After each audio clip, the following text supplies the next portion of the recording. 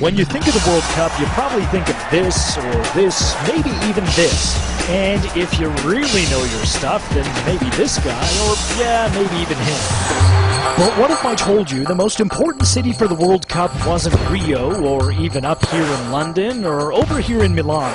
What if I told you it was way over here, in a place you've probably never heard of, a place called Sialkot, Pakistan?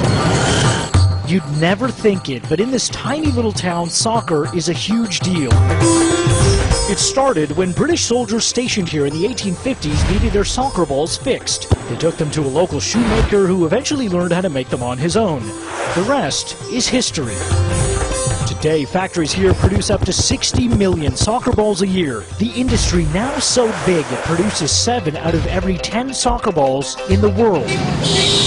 We were given a rare look inside the Adidas factory that produces balls for some of the world's top leagues. Let's go inside. Including the Bundesliga, the UEFA Champions League, even MLS in North America.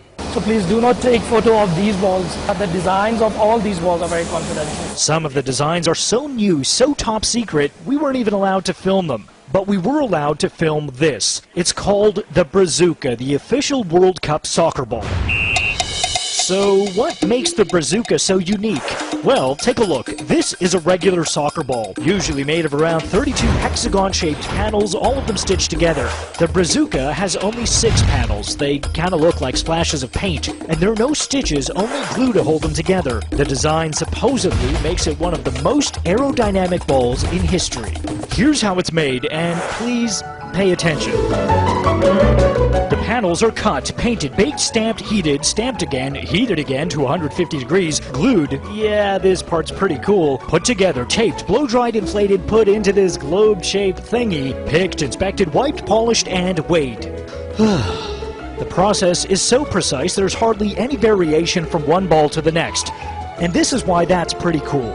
So the ball that Lionel Messi will be kicking in the World Cup is the same that somebody could buy and play at home. Yep, it's the same. Same ball, same technology, same materials, everything is the same.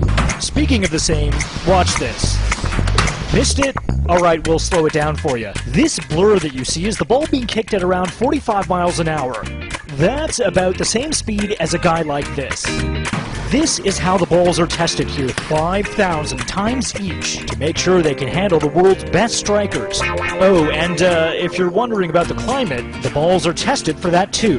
Take a look, this is a water tester, and as you can see, the ball is soaking wet. The ball's aerodynamics mean the rain drips right off, hardly anything is absorbed. And to test for heat, the balls are baked for 7 days at 130 degrees. The power this game has, football. It brings whole of the world together, and that is what this ball is. Of course, here in Pakistan, the ball represents something else. It's a chance to change the country's image. Look around. This is a huge success story. In Pakistan, many women can't work, but here, they're 40% of the workforce. Soccer has made this city so stable, it hasn't seen a single terrorist attack in years. Proof that the beautiful game really is doing something beautiful in the place where it begins. All right, now that we've seen how the ball is made, there's only one thing left. You know what it is. Let's see how it performs. Mohammed Leela, ABC News, Sialkot, Pakistan. It took me 8 shots, but I got it in. Woo!